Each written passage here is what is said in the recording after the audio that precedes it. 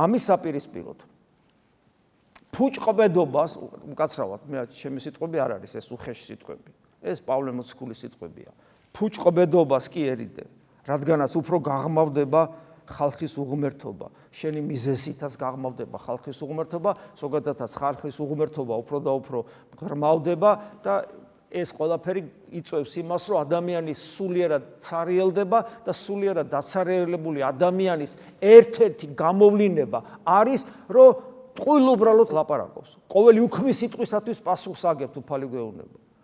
ზოგი ისე კადნიერდება რომ წირვაზე როცა შიშით უნდა იყო რომ ერთი სიტყვა არ გამოგჩეს და ეს ადვილი არ არის შიშით უნდა იყო რომ ღვთის წინაშე დგას და საღვთო მადლი გარდამოდის და ზეცა და მიწა ერთდება ზიან ხოლმე და პირს არ აჩერებ გონივრულად მოვიქცეთ სანამ სიტყვას ამოიღებ აი შენი მეგობარია შენი დაქალია ვინც არის სანამ მიტყვი დაფიქრდი საჭიროა თუ არა ამის თქმა